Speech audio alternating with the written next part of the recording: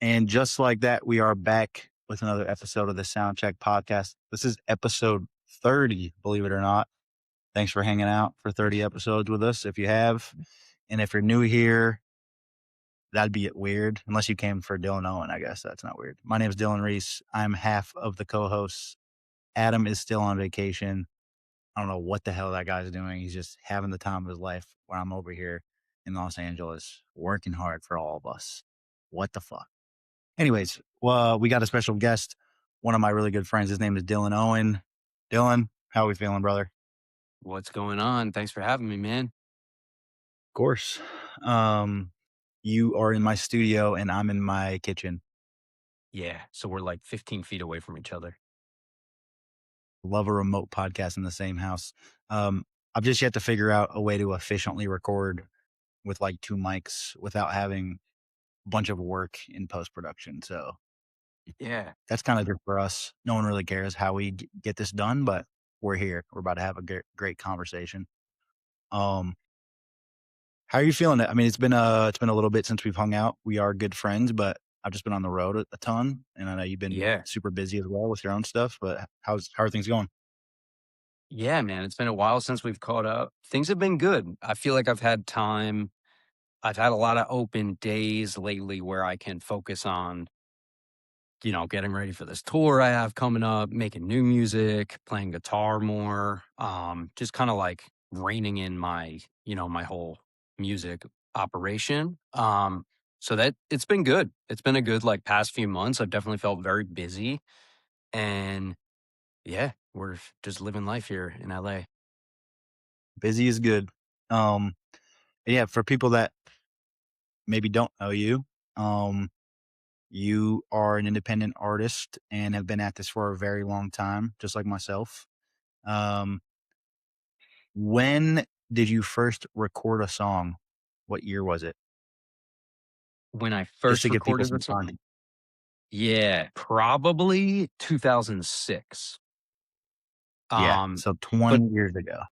yeah, but it's possible. It's possible it was even earlier. But let's stick with 2006. And I think the first time I recorded a song like with a condenser microphone was probably 2007. But yeah, been at it a minute, man. You and I have such parallel, like as friends, we know this, but maybe people who listen to the pod don't know. Like, I feel like we've had very similar kind of parallel upbringings and come ups, and we just like have done a lot of the same like indie artist shit. And yeah, it's I feel like people who know this life, it's a very specific life that we've chosen to live. Certainly. Um, yeah, so we've kinda known of each other for 15 years or something, right? But it's like, just to give people, guess, like, the the context of, like, where this all kinda happened is, like, uh, I remember meeting you at a John Bellion show. I believe it was 2011 or 12, whenever he played his first show at SOB's. I went to that show with my buddies because I was a massive fan of John Bellion. I still am. And I remember seeing you there in the crowd. Like, neither of us were involved in the show. We were just at the show. And I was like, holy shit, that's Dylan Owen. Because at that time, you were on all the blogs and shit that I was like starting to get on. And like, I idolized every artist that was on those blogs because it was how I found out about them in that era.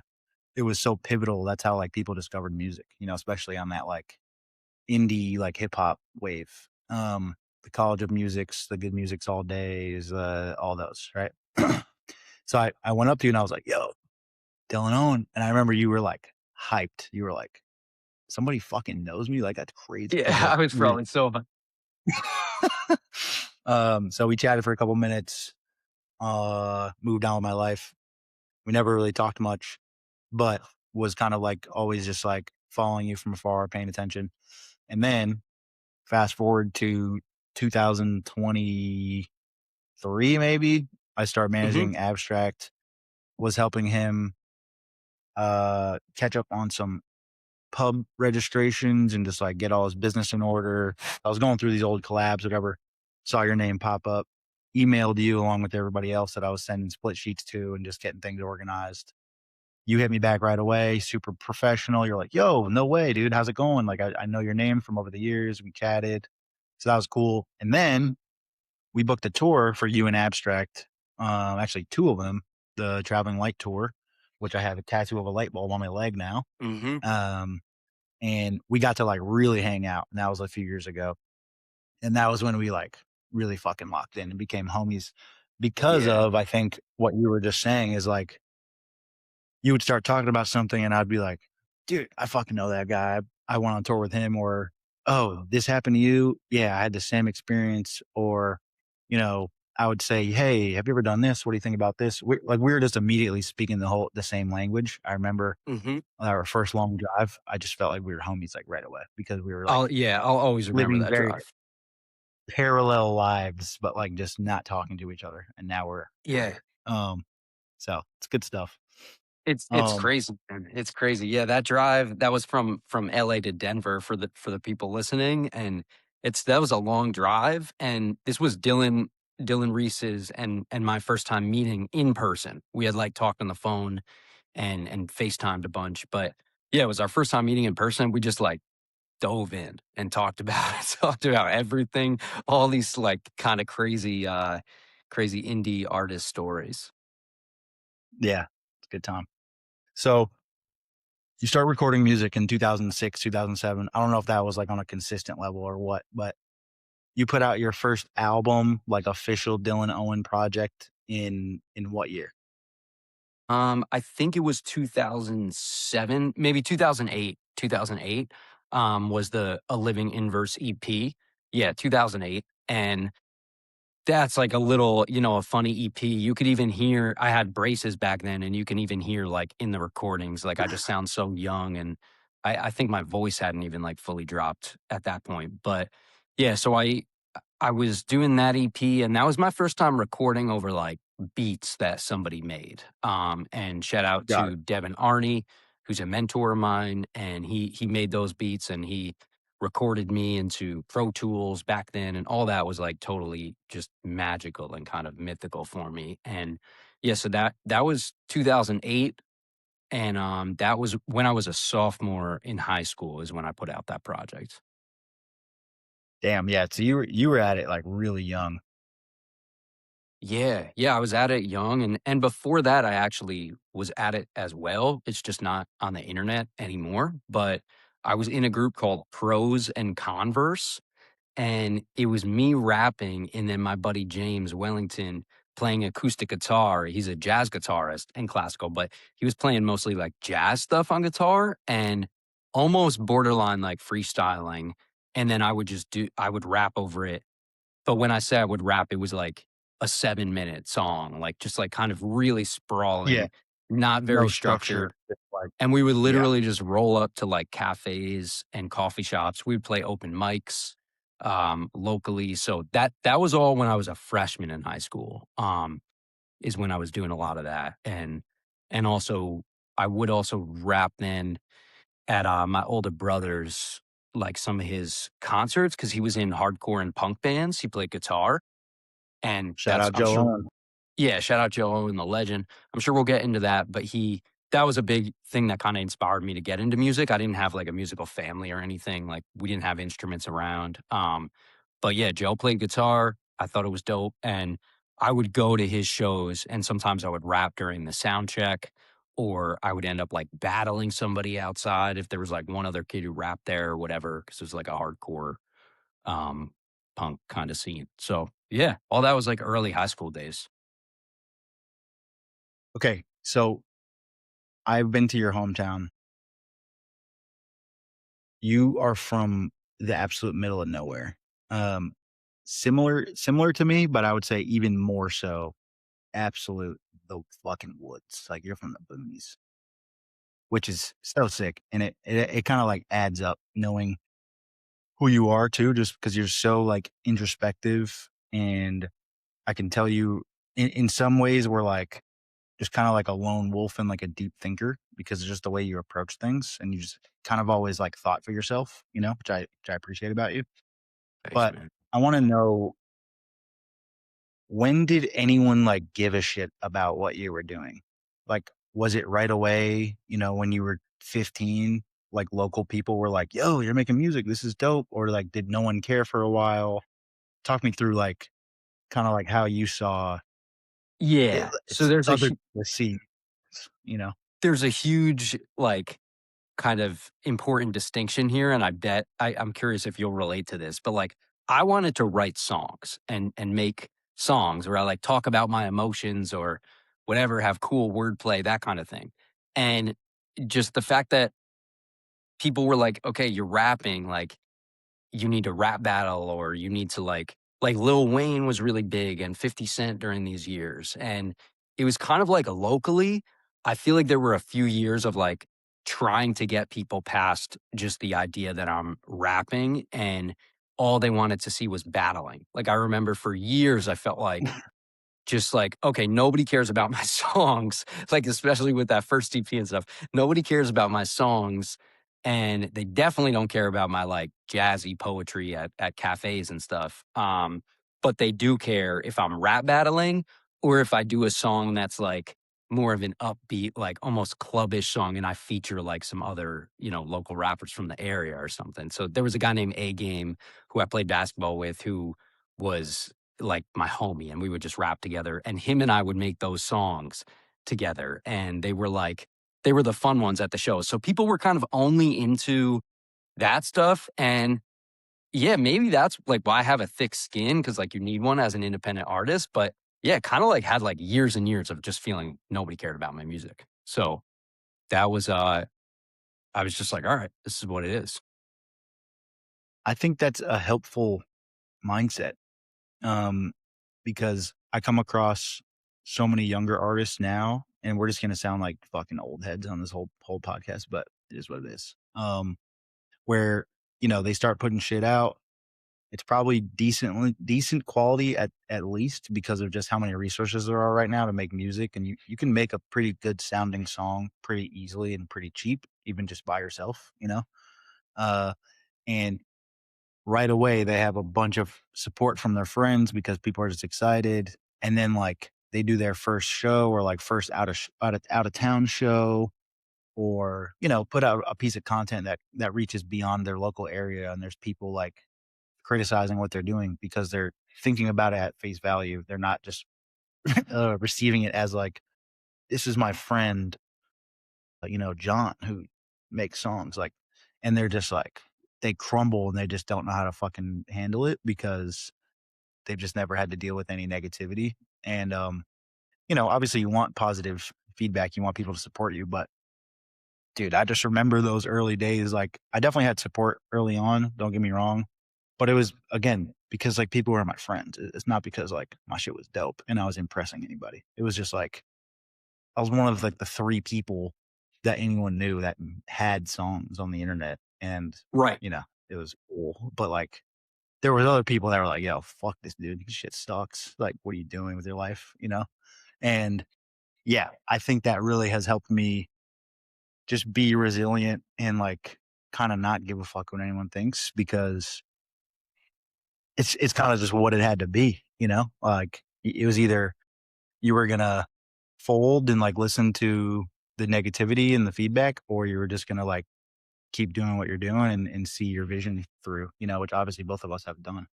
Completely, So bro. that makes sense. Yeah, dude, it was literally like thinking back, it's crazy because my friends would definitely support me, but there was just like it was kind of like, oh yeah, Dylan's dope, but it wasn't so much like my songs are dope. It was like he's a good rapper, like he could battle anyone, in town, whatever. So it was kind of like it felt like a gladiator match sort of thing. And I remember I have like so many stories of like high school battles and all that, and so many of them weren't recorded too because the camera phone feature wasn't as big of a thing yet, and people used to record audio on their phones, and so there would just be, like, audio recordings of my battles, and I'd have to, like, go meet somebody at, like, Outback Steakhouse to, like, get the audio from him, like, it was just a whole different world, Pull up but my pull point up the is Windows Media Player.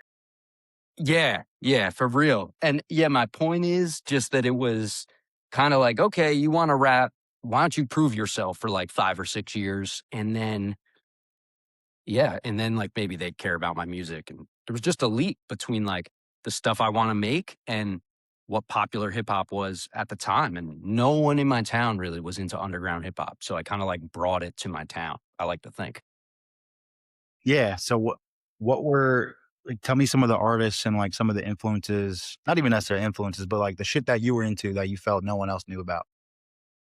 Well, yeah, okay, I will talk about that, but first I wanna just acknowledge, like, what kinda got me into like, the stuff that got me into hip hop, I guess, because there was this era that I know for a fact you remember, like Dave Chappelle's barbecue, like that event, and, when, like, Kanye was still kind of a conscious rapper and Talib Kweli, Most Def, like, that era of slightly conscious leaning mainstream hip hop was sort of what, like, really drew me in, and obviously I was, like, an Eminem fan, like, 50 Cent fan, whatever, but that in my head is slightly different categories, so I kinda got into that stuff, and that was probably, like, 6th grade, 7th grade, and then I started getting into, like, Atmosphere was a big one, um, Idea and Abilities, Brother Ali, like, that whole kinda Rhymesayers crew, I got pretty into in, like, 9th grade, and there were some other artists too, like this guy Dose One was in a group called Subtle, and they were like opening for Minus the Bear, who's an indie rock band, and I went to their show, and that really inspired me. And it was like I was kind of in that phase of music fandom where it was like the weirder something is, the better. Like if I can like out weird everyone with my taste, like that's cool.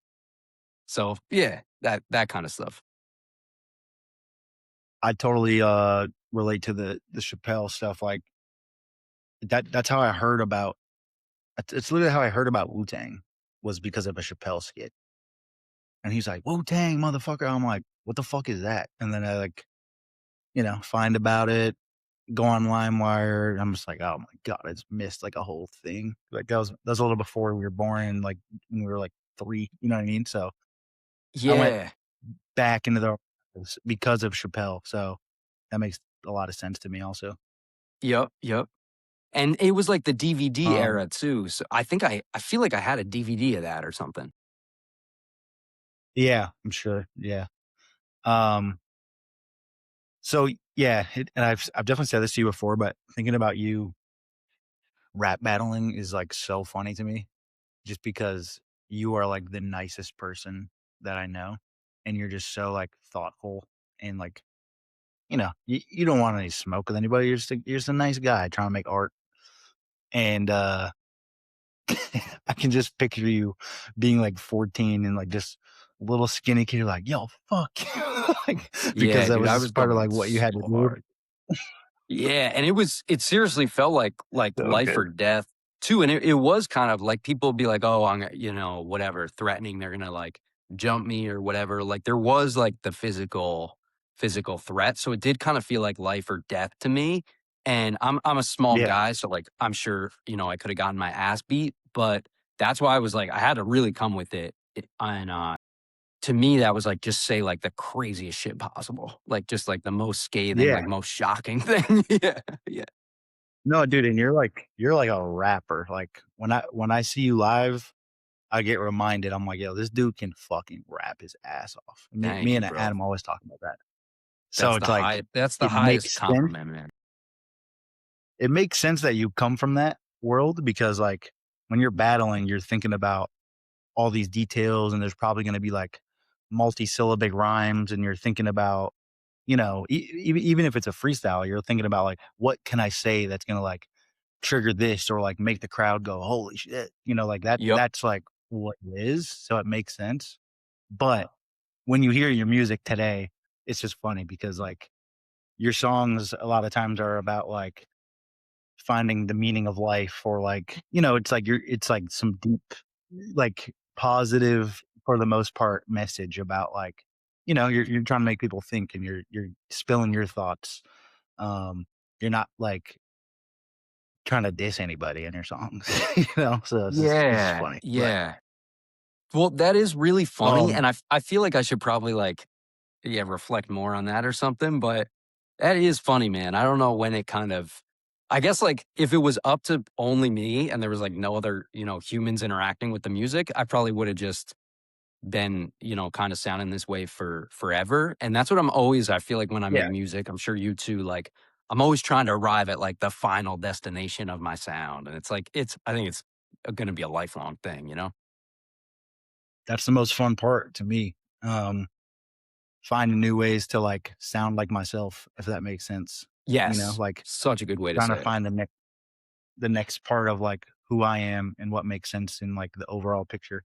Um, and something that we really relate on as well is the fact that you do graphic design and are just involved in, like, the whole packaging of your product. That's something, like, I'm really attracted to and I've been thinking about for a long time, and I think that comes from probably doing it in a way that I don't like for a long time over like, the Yes. early years, and then going like, "Yo, how come my fucking cover art looked like this?" Or, like, the CD that I printed was just, like, plain silver and, like, no one could know what it was. Like, how do I change this? How do I make it, like the shit that I actually like, you know? Right. And that's something that you've become really good at too. So when did you start thinking about that more? It feels like you were probably earlier to that than, like, maybe I was.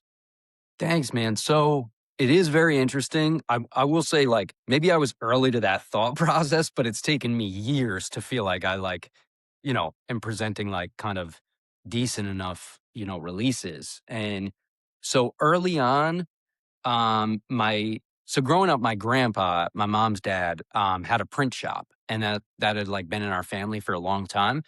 And he ran a print shop, he was a printer, and printing was just like a huge thing in our family. And so when I was gonna make an EP, there was like kind of the obvious thing is like, all right, I gotta like talk to my grandpa and get the covers printed for the EP. So I, like, designed it in I remember it wasn't even I think it might have been MS Paint I designed my A Living Inverse EP in, and it was like, just throw the photo on there and then just, like, draw what I wanna see. It was, like, really kind of, like, didn't know what I was doing, and then my grandpa printed them. And I remember, like, we didn't even, like, have the right aspect ratio for the jewel cases. Like, it was like there's, like, white bars on the side and shit. So, it was kinda really raw, but it was dope that my grandpa did them. And so that was 2008. And then for the next one, 2010, I was like, "Let me step it up and make a lyric booklet." And so my grandpa printed and stapled this lyric booklet, and at that point, I had graduated from like, let me buy 10, skinny jewel cases at Best Buy to like, I'm going to order a stack of like standard jewel cases for CDs is what we're talking about if people don't know. And Mhm. yeah, so I don't know, man. It kind of just evolved. And yeah, I hope it never deters people that they look at my catalog like, oh, he has too much music out. I don't know where to start. But to me, it's kind of like it's supposed to improve each time. So just start with today and like everything is better based on all these lessons I've learned of like 20 years of, stumbling along. Yeah. Yeah. Dude, doing a lyric book in 2010, you're way ahead of any, like, independent artist to me. Like, I don't know if there was anyone doing that that wasn't, like, signed to a label at that time. Thanks, Even if it man. didn't look great. Like, just having that thought of, like, "Yo, how do I make this detailed idea, like, in my brain come to life?" And in 2010, I'm assuming there weren't, like, a ton of people listening to you then, or maybe there wa when did Ghost come out? It's funny, I keep saying 2010. 2009 was the How to Stay Young EP. Ghosts came out, in 2012. So, basically, the order of the releases, I had 2 EPs in high school where I was very much still figuring stuff out, and then I had a, album called Senioritis. That was my senior year of high school, and that's when I started, like, playing music venues and all that, and then went to college, and 2012, I dropped a mixtape called Keep Your Friends Close, and that's when you probably came across my stuff on the music blogs. And what was Yes, weird definitely. about that well, and that was Ghost was on that one. What was weird about that, bro, is that there was like a lag. Like it was actually my senioritis album that was getting on the music blogs because I didn't even like know what a music blog was or anything. So in 2011, I started to meet some of those music blog people And shout out to my friend Mike Falb, who's my manager, and he helped me get on all those blogs. And it was, yeah, this song of mine called The Book Report from high school was like the one that got on like first, or Old Armor Dude, first, and I then The remember Book that Report. shit. That's I remember that crazy. so vividly.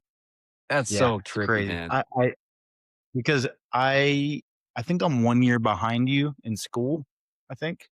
You graduated high school 2010? Yeah.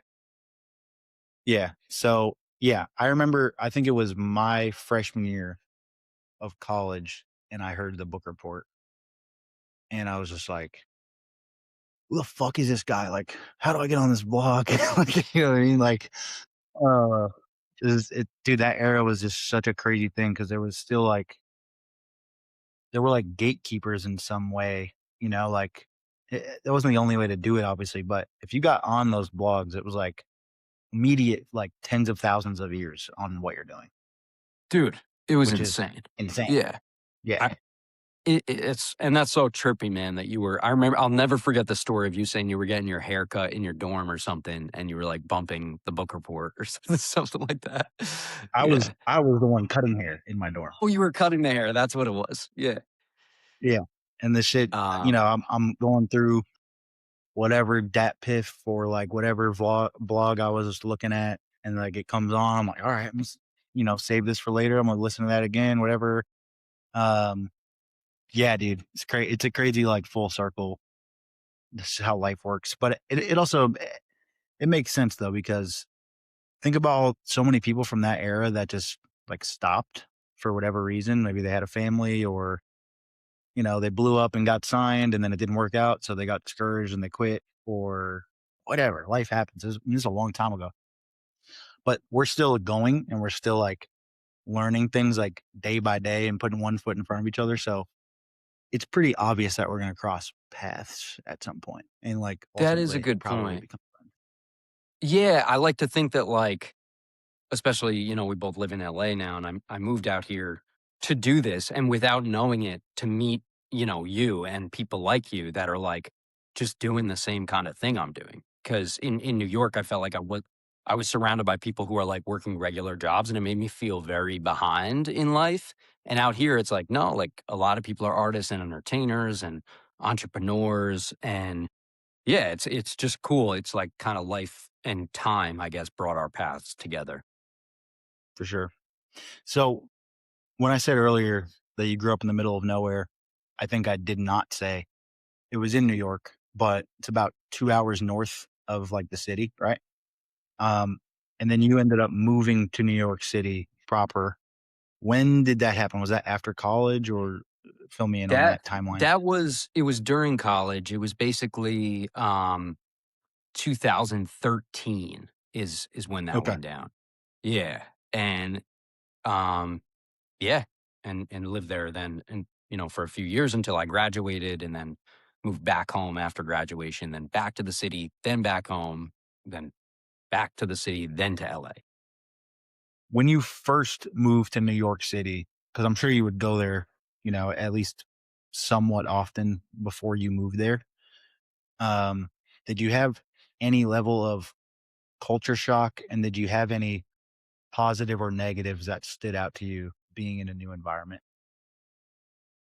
Yeah, yeah, it's an interesting question. I mean, I definitely just felt kinda, like, overwhelmed and overstimulated, I think, right away, and it's like a weird mix in New York City for anyone who hasn't been there, is like this really weird feeling of, like, everything is possible, but also you feel so small in terms of the universe at the same time, so you're like you feel like everything's possible, but you also feel kind of, um like, "Oh, it's I could never, be like these people and live here and whatever." So, I don't know, I just remember feeling kind of like a little overwhelmed at the sense of like opportunity and then also just getting around on like the subways were so confusing to me at first.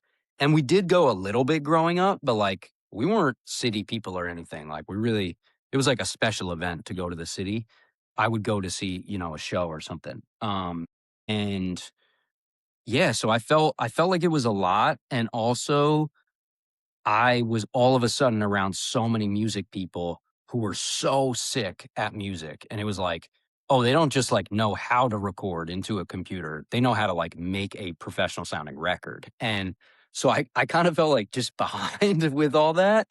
Um, but I don't know. It was, yeah, it was a bit of like just kind of getting out of the town kind of mentality that I'd grown up in and just being thrown into the city and having a lot more access to things. But I'm sure that that feeling was inspiring also, just being around people that are better than you. I know that that's the way at least I look at it, because that happened to me a lot when I got here, and even when I, like, was living in Boston and stuff too, I would see people perform, like, other openers or, like, people that would come through on tour, and I'll be like, "Damn, this motherfucker's good, and I'm not as good as him, so I need to get Yeah, better." yeah. So definitely inspired me in that sense, bro. But it also it kinda just, like, blew my mind how many other things there are to do with music besides, like, being an indie rapper. Like, that's I know it sounds funny now that we have hindsight, but at the time, it was like, that was my vision, was like, "Okay, if I can, like, rap opening for Atmosphere, like, I made it. Like, I've made it in life, like, that's all I need. I don't need money. I just need the validation of, like, opening for people that I respect." And that was kinda, like, the only thing I could see music as. And I just remember I like was meeting with a label back then early on. Um, and in A&R at the label put me in a writing session. And I'll like sometimes with these stories on podcasts, whatever, I don't want to like put someone on blast, but it's kind of makes the story better. Is this writer, her name's BB Rexa, at the time, like she became like a very successful artist and writer. And Mhm, she was like still on her come up. And that was my first writing session ever. And I didn't even know what a writing session was. So it was like in Times Square at some studio that the label ran. And I thought it was like BB was going to sing on my song. Like she was going to sing the hook or something. So I come in and I'm like, I've mhm. got this dope concept about tornadoes and like you're gonna sing this hook and like blah blah. I'm gonna rap in the verses and whatever. And it was like, that's not what we were doing. We were like writing for American Idol people or something. And like, it was just it was not me as an artist. So like stuff like that kind of just blew my mind a little bit. And then I think there have been years of like soul searching, like seeing that there are a lot of different ways to do music. And now I need to, kind of do it in the way I want to. Yeah, and what we can backtrack again, but now you've been stepping more into songwriting stuff, and that's kinda, like, piqued your interest to actually tackle that side, working with your producer and good friend, Nate, Naybird. Hmm. Um, Talk to me a little bit about that and, like, kinda your learning curve or just kinda what got you into doing that more.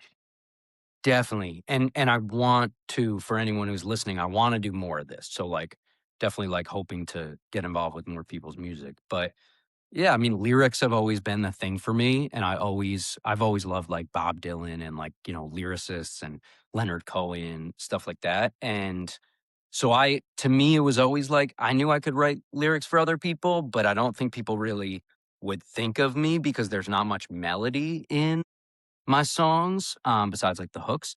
And yeah, so it just the way it kind of happened is my good friend Lydia Cassetta, shout out Lydia. Her and I got close through Nate because he was producing her music. And we were close enough friends that I was able to be like, oh, check out this poem I wrote, check out this set of lyrics I wrote. And her and then also my buddy Patrick Droney too. I used to do that a lot with where I would just send him lyrics and then he would just turn it into a song.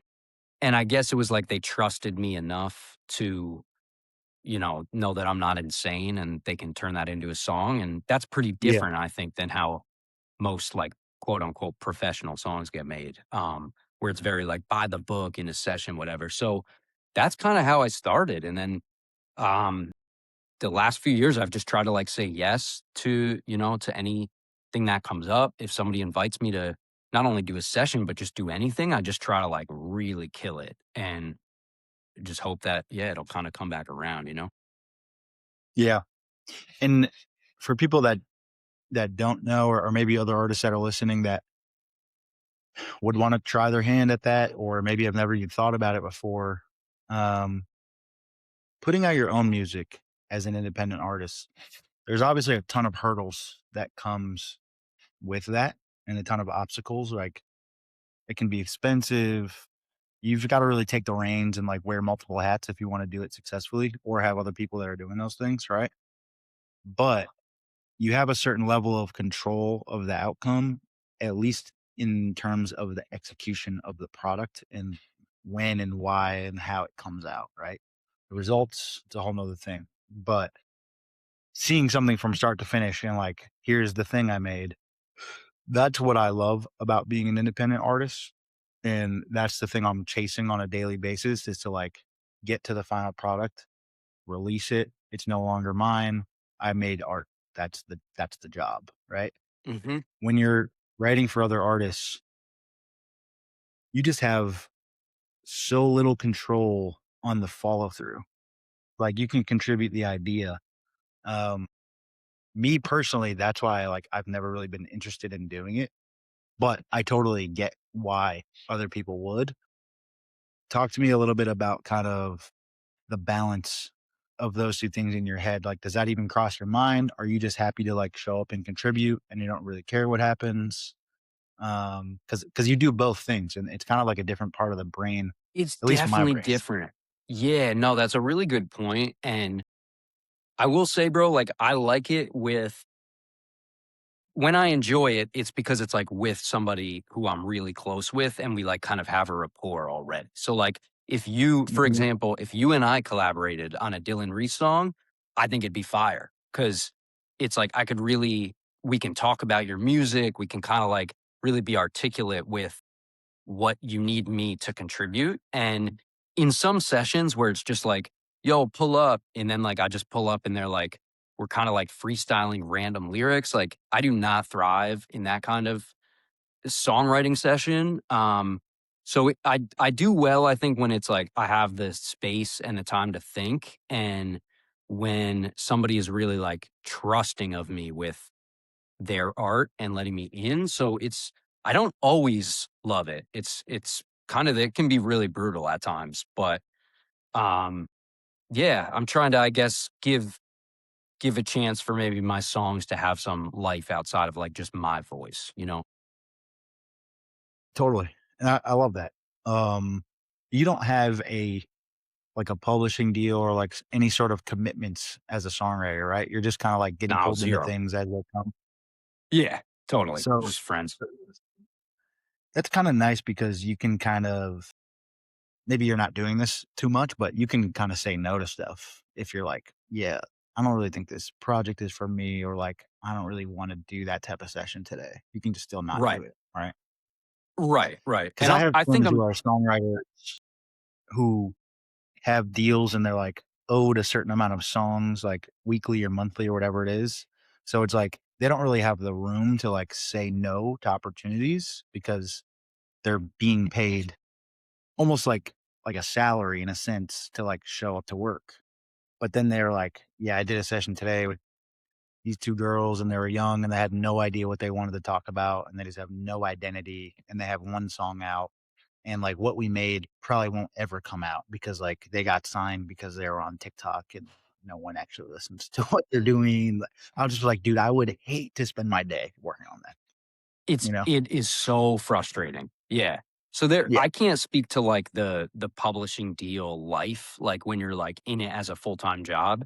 And probably everything in life or work, whatever, is like more enjoyable when you're just kind of like peeking in from the outside. Like, and that's kind of where I'm at with songwriting. So it's really I'm in a sweet spot right now, but like, yeah, I don't know if one day I kind of end up getting like really deep into it and yeah, it might like really end up just feeling like a job.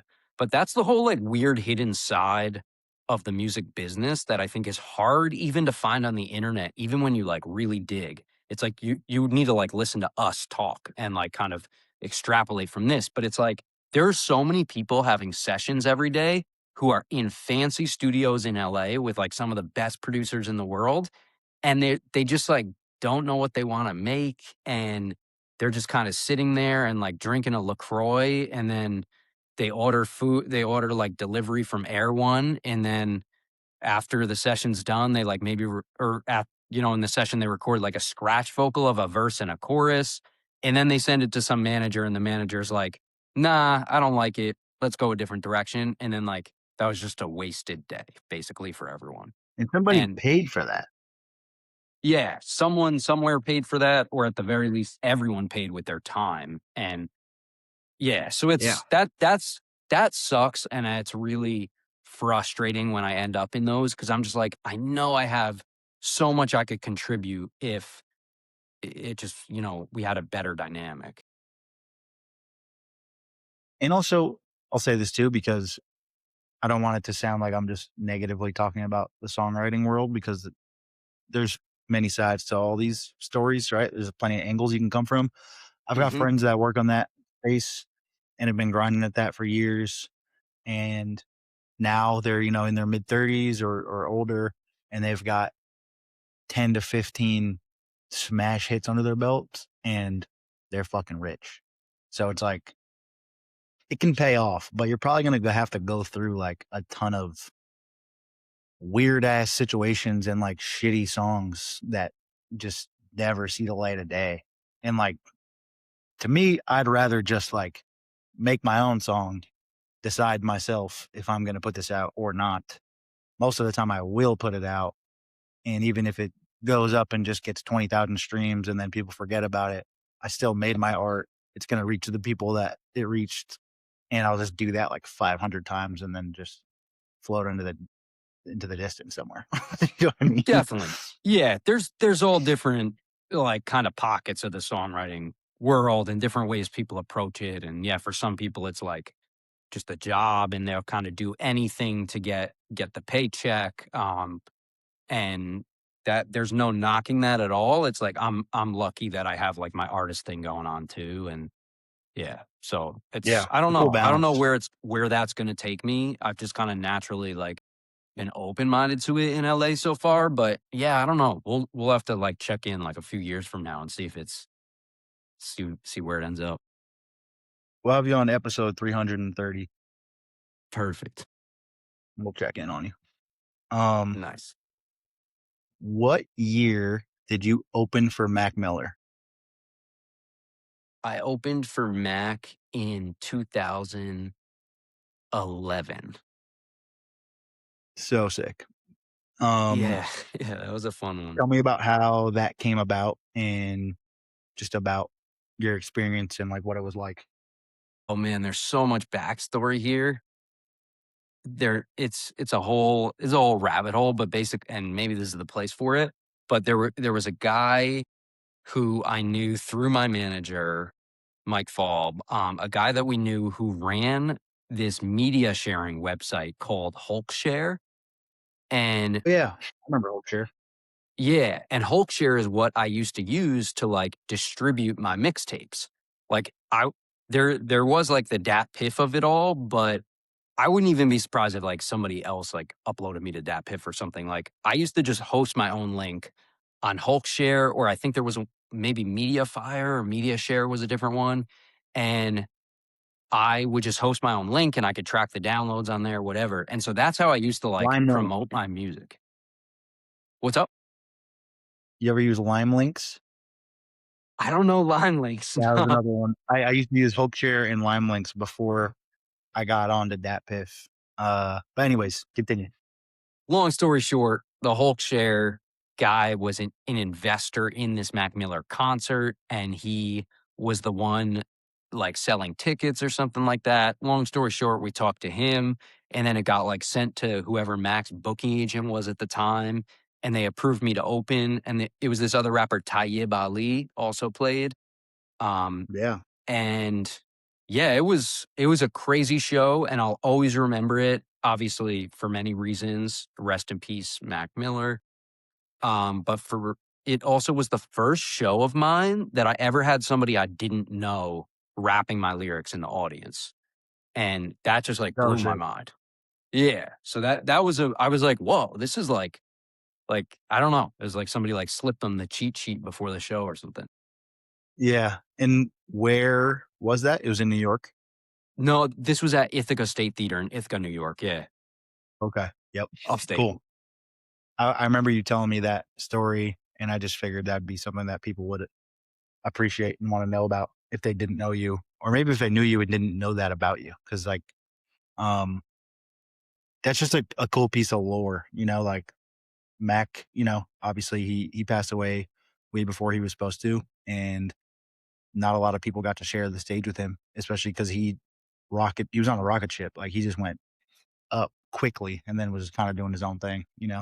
Um, but that's cool. Yep. Um, He was really nice so too. Like, talk- yeah, he was nice.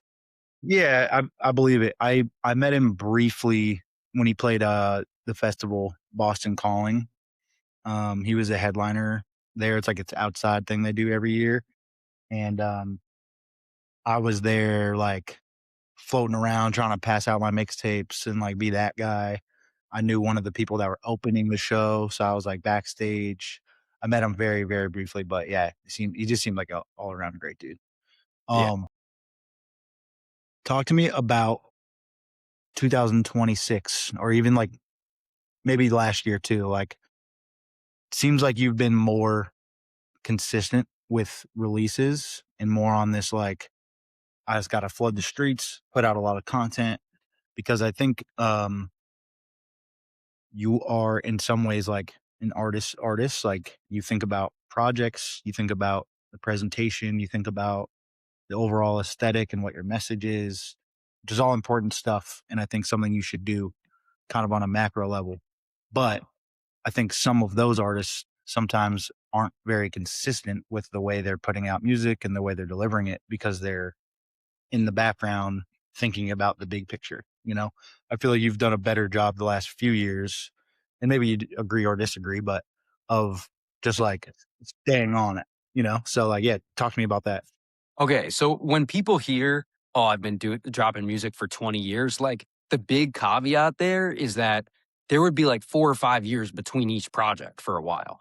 And so it wasn't like nowadays where like there's like a song a month or a song every 5 weeks or something. Like I really was operating as if I was like Jay-Z or something like that. And I would like go make an album, or like Bon Iver, like go make a very conceptual album, and then it would take me like 2 years, and especially like I had no money during any of this time too. So putting out something on vinyl or whatever, just putting Yeah. together the packaging I wanted, affording good mixing is like all that stuff.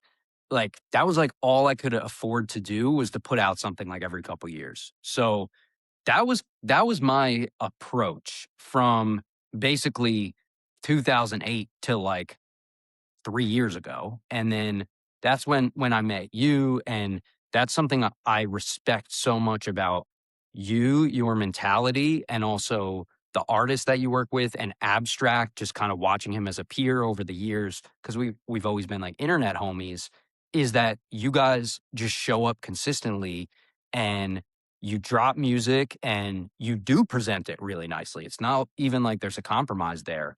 I think I was just afraid to like take that leap. And also, you probably know this type of vibe too, but it'd be like, oh, I only know this like one dude who can like mix my stuff, and he's doing it as a favor to this other dude, and like whatever. And so it's this kind of weird, like precarious way that I had of going about getting stuff done, even starting with like, my grandpa at the print shop, which is really cool, but that's maybe not the most professional way to like put out a thing. You got to like package them by hand and stuff. So yeah, basically there was a lot of kind of growing up I feel like I had to do. And the last few years I've gotten a lot more comfortable in a DAW, like using Logic Pro. And that has opened up my mind. And I've just realized like I have everything I need. I have all the skills. Like I just kind of need to break through the mental barrier of like being afraid to just share more of myself ultimately.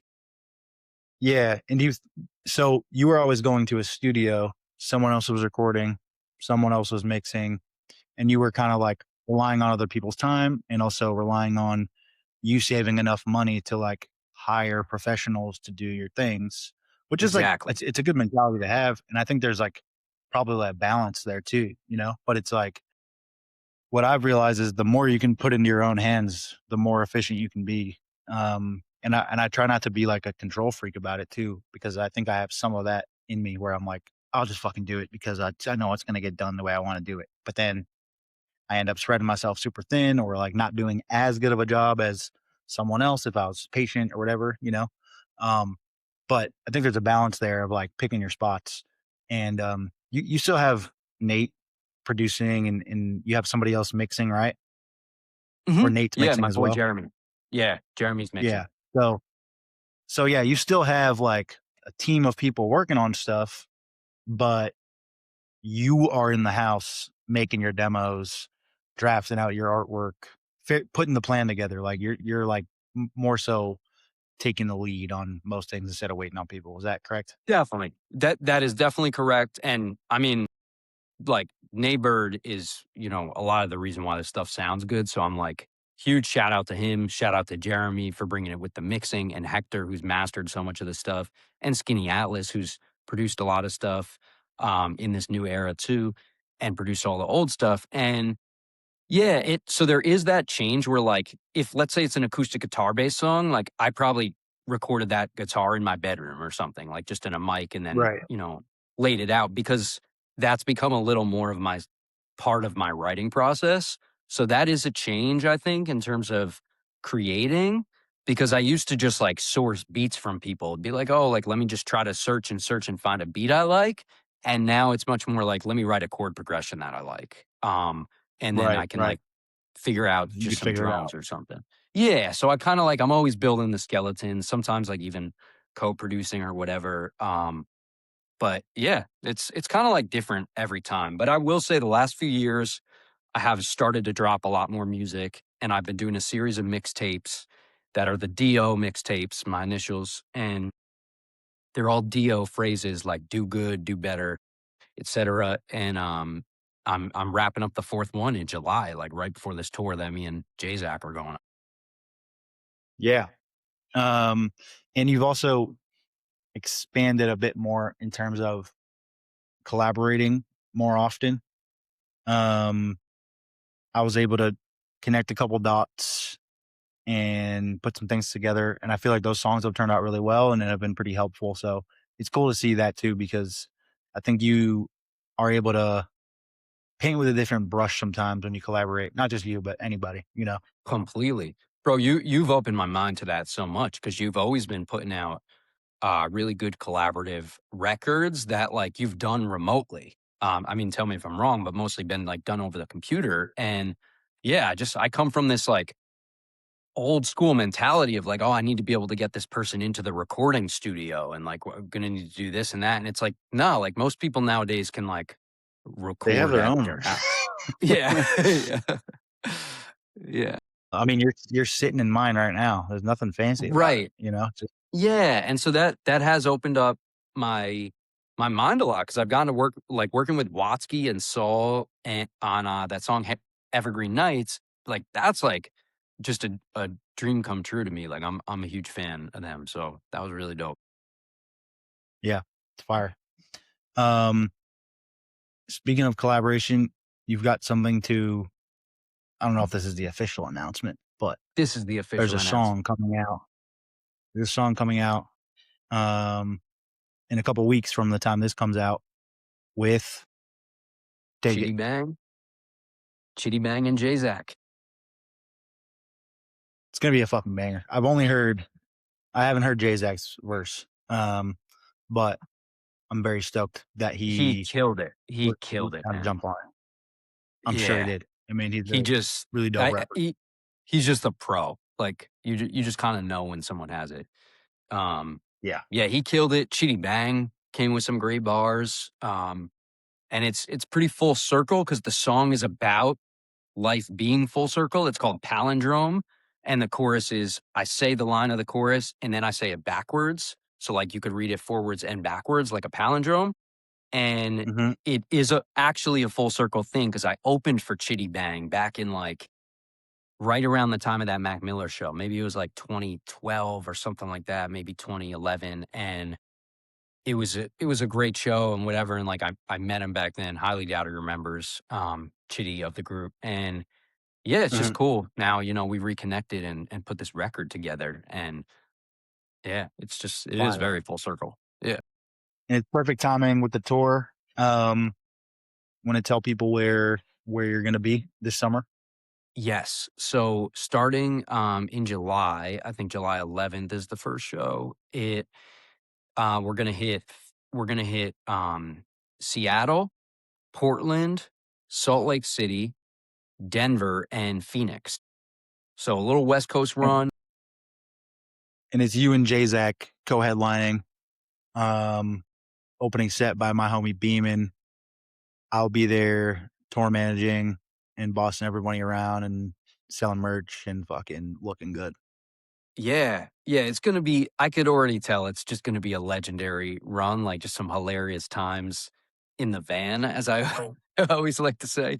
And yeah, it's gonna be fun. And hopefully like some people that listen to this can show up and show some love. Like I would love to meet people that hear of, me through this podcast. That'd be dope. Yeah, I would bet that would happen at least a few times. There's people. Amazing. There's some people that listen to this that are real people that show up places. I've met them, so They're real hopefully they'll humans. meet us at places. Yeah. Um, Nice. what's your what's your least favorite part about touring? My least favorite is the the back to back show days. That really gets to me. Number one, I don't feel like I've toured enough yet that I know how to preserve my voice.